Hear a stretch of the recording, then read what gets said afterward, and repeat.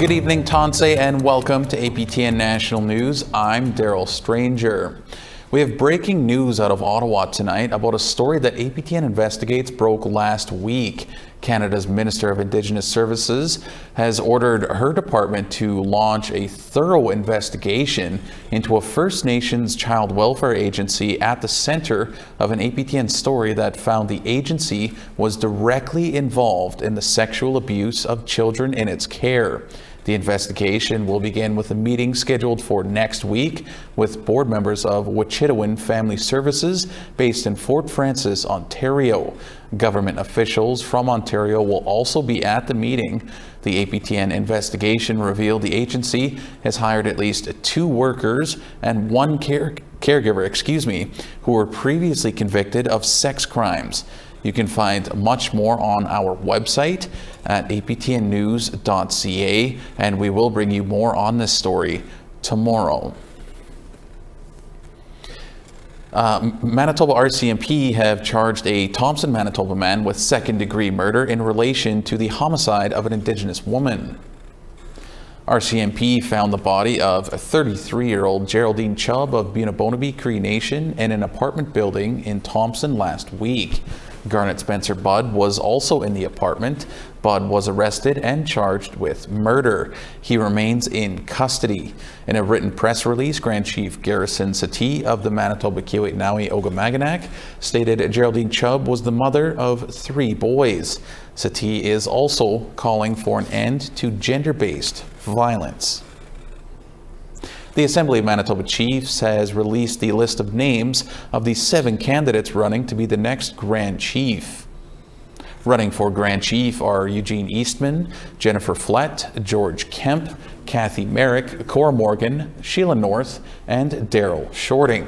The election will be held October 26th at the AMC's General Assembly as AMC looks to find its next Grand Chief following the departure of Arlen Dumas, who was removed from his job this past summer. An all-candidates forum will be held 1 day prior to the election on October the 25th.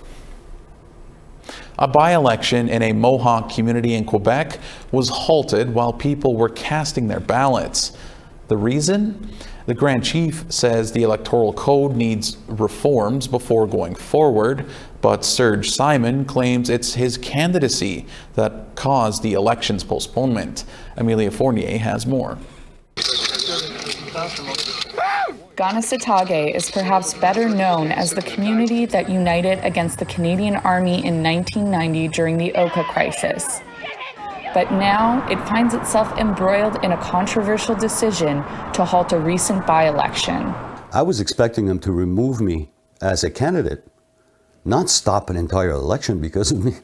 And they went even further than I ever thought. On September 17th, a by-election for the Mohawk Council of Ganasatake, or MCK, closed its doors in the middle of advanced voting. The Grand Chief says the election was halted because the Electoral Code needed changing. The fact that the Electoral Code that it was based on was full of holes, easily manipulated, and it held legal liabilities if we were to continue with a by-election. But Serge Simon, who was Grand Chief of Ganasatake for 10 years, thinks it's because of his candidacy. Even the Grand Chief here, Victor Bonspiel, was elected twice under that code. And now all of a sudden, because I'm a candidate, the code is unacceptable. There were 11 written objections to Simon's candidacy, but the company that manages the election, Planet, determined that the written objections were insufficient to eliminate Simon as a candidate. Victor Bonspiel has been Ganasatake's Grand Chief for the past year. He said the decision to postpone the election, however, came from the Appeals Board. It was not my decision. It was the Appeals Board decision. Members of the Appeals Board declined to comment, citing that the election had yet to take place. But one member confirmed that concerns over the Electoral Code were at the heart of the decision to postpone the election.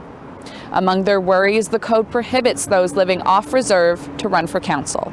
This electoral code was passed by Serge Simon in 2015. Bonspiel says the election date won't be determined until the question of the electoral code and conflicts among council members have been resolved. This decision came from community members, concerned elders and members who have lived here all their lives and grew up with all of this going on. And now with the dysfunctionality and the toxicity in this council, it's needed, it needs to fix itself here. We got to clean our house before we add a new addition. APTN News spoke to former Chief Jeremy Tomlinson over the phone. He said that these tensions are one of the reasons why he left his position as chief in February 2022, the position that was meant to be filled with this by-election. Bonspiel says these tensions may have been worsened by his decision to launch an audit of the council's pandemic response unit and how it spent federal COVID funds while Simon was Grand Chief. I think a lot of this has to do with the fact that I began the process of a forensic audit, along with Jeremy Tomlinson. In addition to the audit, Quebec's provincial police force is conducting its own investigation into the spending, something confirmed by APTN News. But Simon maintains that he did what was necessary to protect Ganasatake during the pandemic and wants to continue to serve his community. The lack of leadership at that table at MCK, that's what's causing this whole thing. And I'm hoping that in my way, if I do get into council, it's not to go in there and join the fight. It's to go in there and hopefully, with my experience, help move things along, with or without the Grand Chief. Despite the tensions, Bonspiel and Simon agree on one thing, that change is desperately needed in the Mohawk Council of Ganasatake. Emilia Fournier, APTN National News, Ganasatake. Iqaluit residents were surprised to learn yesterday afternoon that their mayor, Kenny Bell, was resigning with 1 year left in his term. Our Kent Driscoll joins us from Iqaluit. Kent, what happened? Thanks. Iqaluit's now former mayor, Kenny Bell, used one of his favorite communication methods, his Twitter account, to announce yesterday that he was resigning as mayor effective immediately. And he didn't go into much more detail than that. He thanked everyone, and then he urged City Council to keep pursuing an inquiry into the government response into last year's water crisis here in the city. Now, that water crisis is one of the things that may have made Mayor Bell one of the best known mayors of just 8,000 people in the country. Last year, when diesel was discovered in the Iqaluit water supply, and the city spent 2 months on bottled water, he was front and center in the response. That led to what you would have to mark as his biggest achievement, over $200 million in federal funding to fix the water problems that continue to plague the city. Now, controversy was never too far away for Bell, and his resignation, that was no exception. Turns out he was in Iceland last week, representing the city of Iqaluit at an international conference. He didn't attend a panel he was supposed to present at. Now, Bell has told council he will reimburse them the cost of the trip, but he still hasn't explained why he skipped his planned appearance. Now, for good or ill, Bell is best described as a fighter. Back in 2014, when he was a city councillor, he was the council member behind the first raising of a gay pride flag at Iqaluit City Hall. He had absolutely no patience for anyone who disagreed with that decision. On the other hand, he posted on Facebook back in April about punching a man outside of a local grocery store. He says the man threatened him, so he, quote, popped him. As for the future, I sent him a text and he got back to us rather quickly. He tells us he'll have more to say in his future sometime in the next week or so. But for now, he just wanted to let people know that he plans on remaining in Iqaluit. So please don't phone him up and ask if he's looking to sell his house or his car. Back to you in Winnipeg.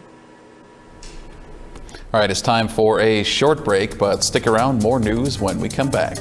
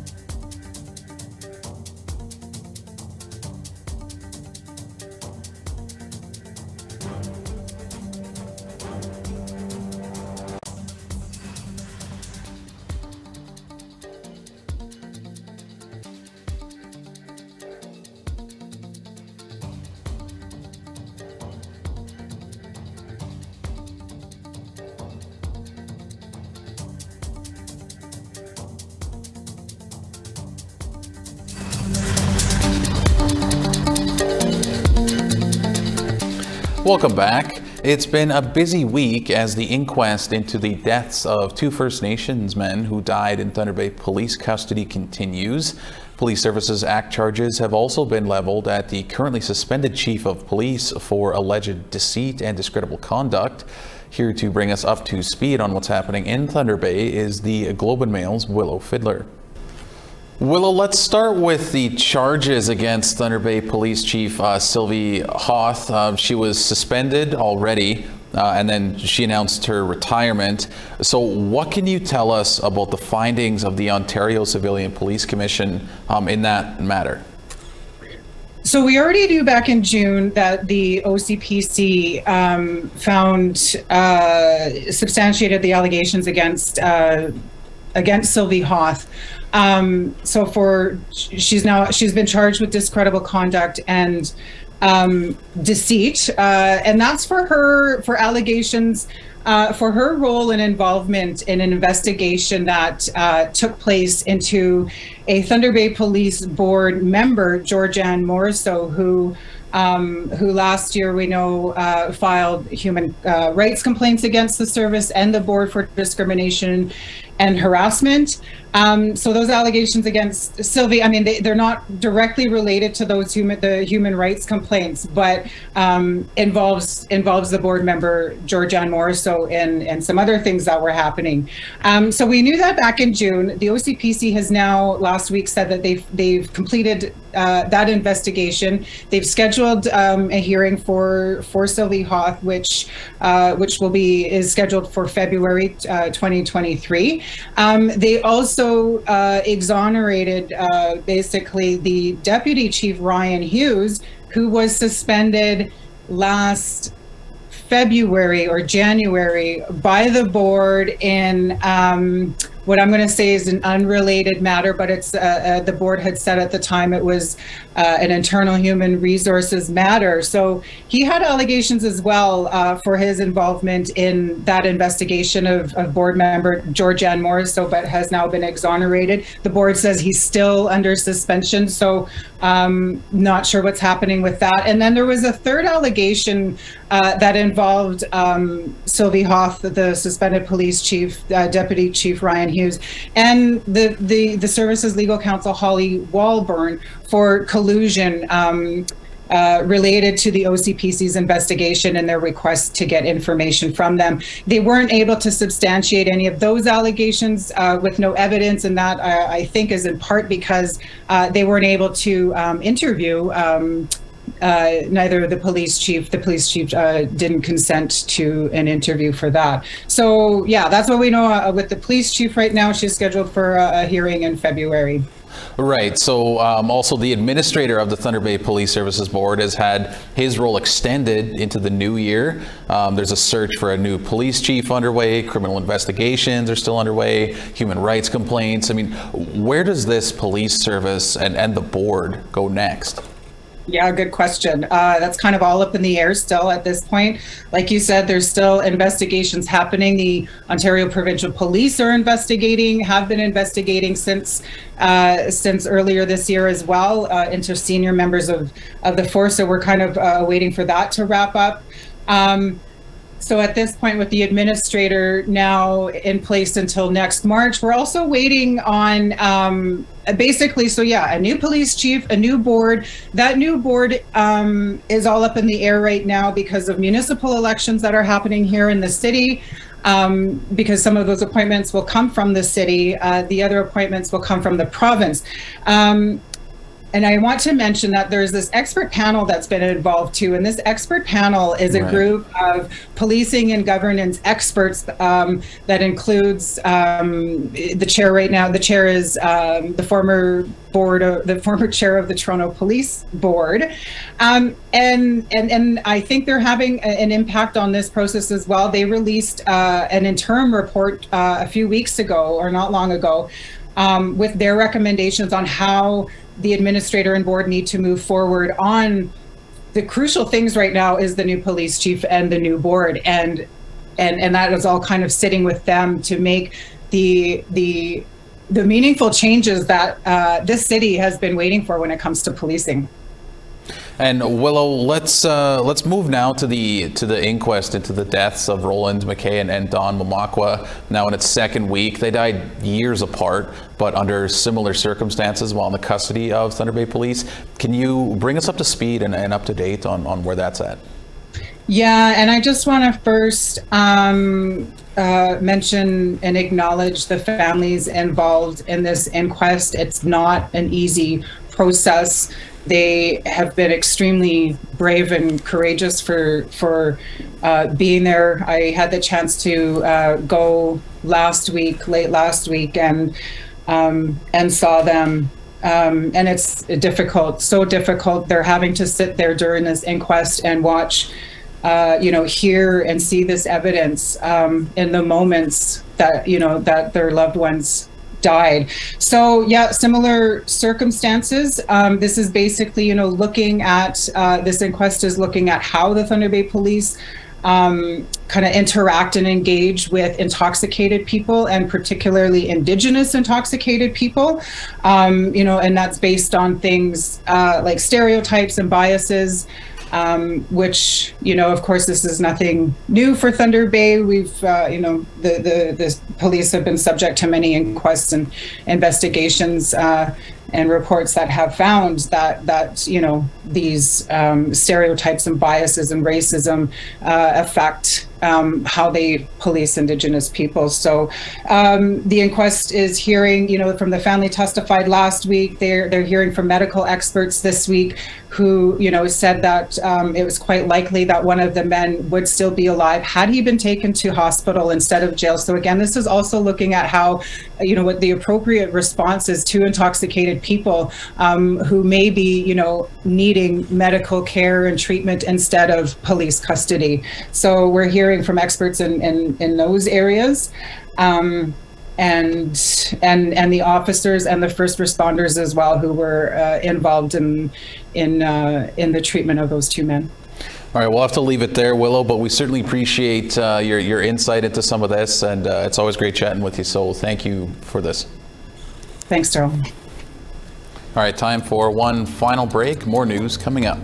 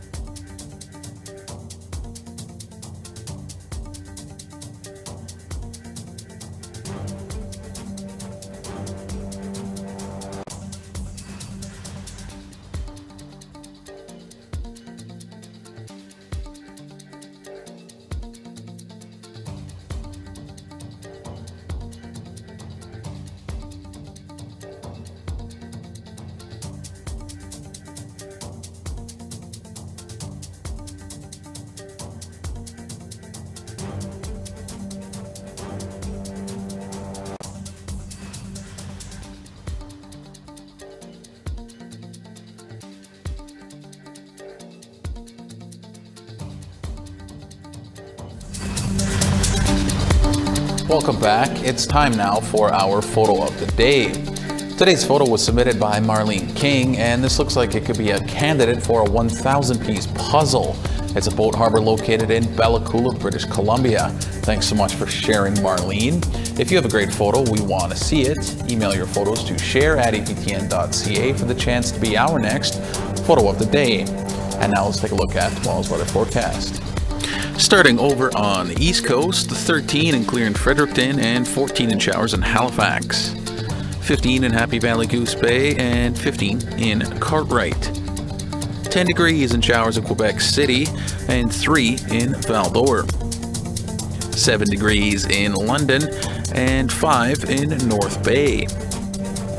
3 degrees in Wawa and 6 in the Sioux Lookout. 8 degrees in Churchill and 10 in Thompson. 11 and a mix of sun and cloud in Barons River and 16 in Winnipeg. 16 in Regina and 13 in North Battleford. 19 in Buffalo Narrows and 11 in Stony Rapids.